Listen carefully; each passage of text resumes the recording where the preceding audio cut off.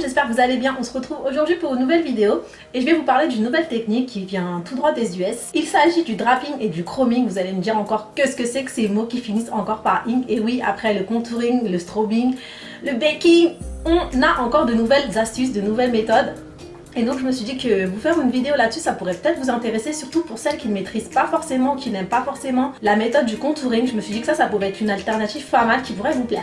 Donc c'est parti, on y va. Avant de passer à la démo, je voulais vous informer que j'ai au préalable fait mon teint avec mon fond de teint MAC, le Studio Fix Fit que je vous ai déjà parlé sur ma chaîne. C'est un fond de teint mat que j'ai pris en teinte NC45 et que j'ai mélangé avec le Infaillible 24 Heures Mat en teinte Belle Dorée, la teinte 24, étant donné que celui-ci est trop foncé pour moi. Je mélange les deux, ils sont mat tous les deux. Donc le combo des deux en fait match plutôt bien. Donc on va tout de suite commencer par le draping. Donc déjà le draping, qu'est-ce que c'est? C'est une technique qui ressemble beaucoup au contouring mais de manière un peu plus colorée, un peu plus, je trouve, naturel. Le fait de faire ça avec des blushs, en fait, je trouve que ça passe beaucoup mieux. Dans un premier temps, pour le premier blush, je vous conseillerais de prendre un blush avec une couleur un peu neutre, qui ne soit pas trop flashy. Pour ma part, j'ai pris le blush Sweet for My Sweet de MAC. Donc c'est le Extra Dimension Blush. Vous voyez, comme vous pouvez le constater, c'est une couleur un petit peu pêche qui va pas forcément venir flasher sur ma joue et donc qui va, comme pour le contouring, venir légèrement réchauffer tout en étant assez naturel. Donc je vais venir l'appliquer dans le creux. Voilà. Si ça peut vous aider, pincez votre bouche de façon à savoir où l'appliquer. Comme vous pouvez le constater, le blush est assez naturel. Ils se font très bien.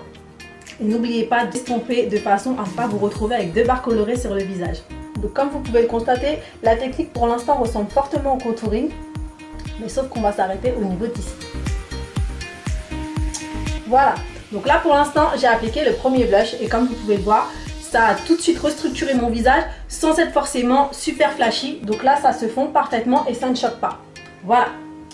Deuxième étape, on va ensuite passer au deuxième blush. Et là par contre, je vous conseillerais de prendre un blush avec une couleur un peu plus peps. Donc pour ma part, j'ai pris celui de BK, le Luminous Blush Fard à Joues en teinte Sugar Lily. Donc ce blush est vraiment très lumineux et du coup c'est ce qui va venir apporter le peps à cette technique. On va venir le déposer juste au-dessus au niveau de la pommette, donc juste au-dessus du premier blush que vous avez précédemment appliqué.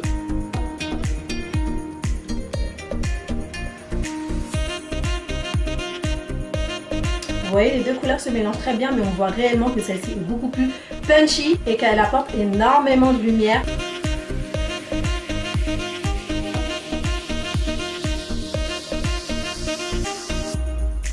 Une fois qu'on en est là, une fois que vous avez appliqué vos deux blushs, on va passer à la méthode du chroming.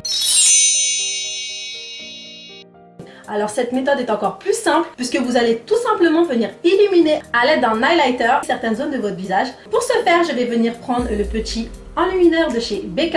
Il s'agit de la poudre scintillante Compact Perfector Prismatique Améthyste. Je vais tout simplement venir appliquer ça au-dessus de mon petit blush au niveau des pommettes. Voilà. Comme vous pouvez le voir, un simple petit passage apporte énormément de lumière. Cet highlighter est vraiment magnifique. Voilà. Si vous le souhaitez, vous pouvez vous arrêter là. Mais si vous adorez l'highlighter et si vous adorez en mettre partout, je vous conseille de venir en mettre au niveau de l'arête de votre nez. Voilà. Également au niveau du bout.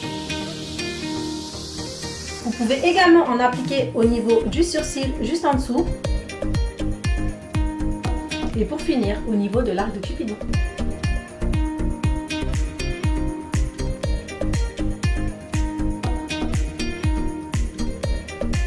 J'espère que cette vidéo vous aura plu. Je trouve cette méthode vraiment naturelle. Elle permet vraiment de restructurer, donner un coup d'éclat. Voilà, donner bonne mine tout simplement juste avec des blushs et un highlighter. Si vous n'êtes pas fan du contouring, je vous invite vraiment à tester et au pire à me laisser vos commentaires pour me dire ce que vous en avez pensé. Mais moi, je suis conquise. Voilà, sur ce, j'espère que cette vidéo vous aura plu. Je vous fais des gros bisous. Bye!